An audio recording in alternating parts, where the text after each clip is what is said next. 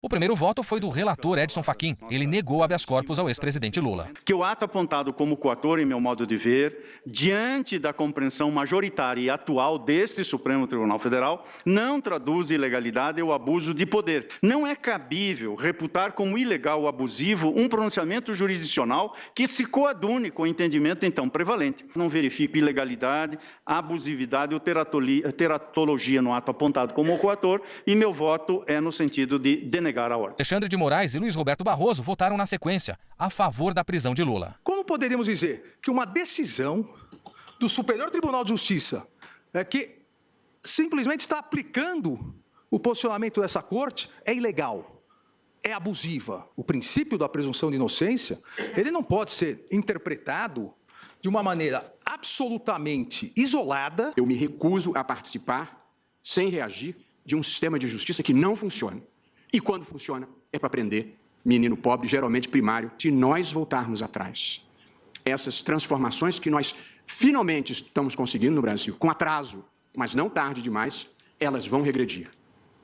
E o crime vai voltar a compensar. E porque o país precisa de uma interpretação constitucional que ajude a superar este passado de impunidade e de incentivos errados para o mal, eu voto pela manutenção da jurisprudência. O voto mais aguardado era o da ministra Rosa Weber, que negou habeas corpus ao petista. Acórdão do STJ, que se funda na orientação prevalecente desta Casa para denegar a ordem, em absoluto, na minha visão, pode ser acoimado de ilegal, abusivo ou teratológico. Reporto-me pela coerência que entendo deva eu manter nas decisões que profiro, as inúmeras que tenho exarado monocraticamente desde 2016. Acompanho, pois, no âmbito deste habeas corpus, o voto do eminente relator denegando a ordem.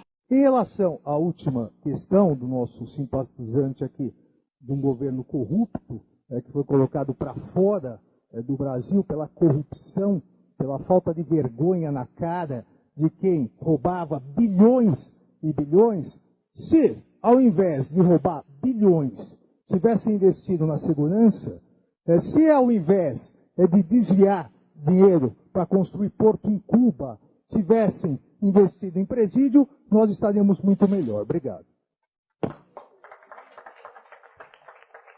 A Lava Jato estragou tudo. Evidente que a Lava Jato não estava nos planos. Por isso que eu disse, não tem mais relevância nenhuma. Porque o plano era perfeito, mas não combinaram com os russos. Isso é que ficou tumultuado. A Lava Jato revelou o quê? Eu disse isso. Pelas contas agora do novo orçamento da Petrobras, 6,8 bilhões destinaram-se à propina. Se um terço disso foi para o partido tem algo em torno de 2 bilhões de reais de caixa. Era fácil disputar a eleição com isso.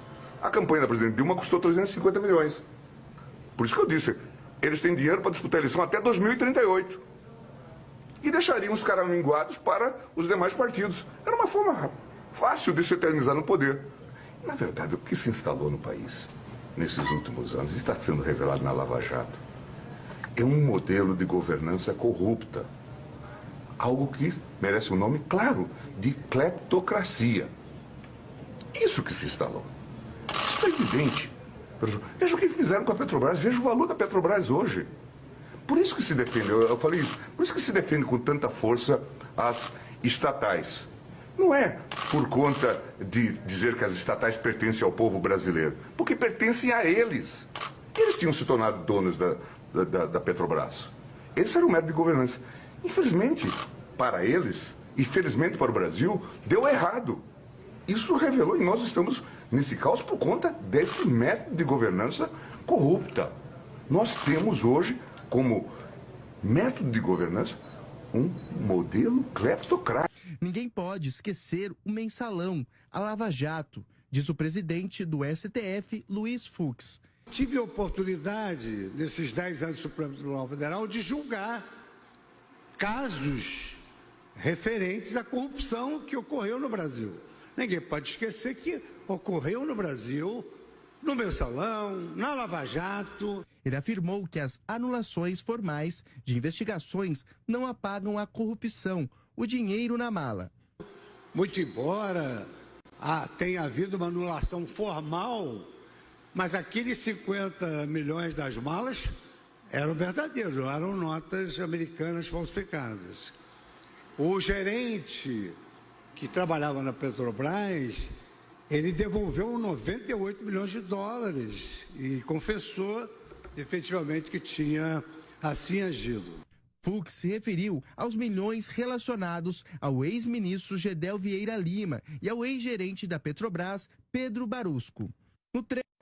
Eu gostaria de perguntar à senhora, objetivamente, se a senhora acha juridicamente possível haver um candidato da presidência da República condenado e preso.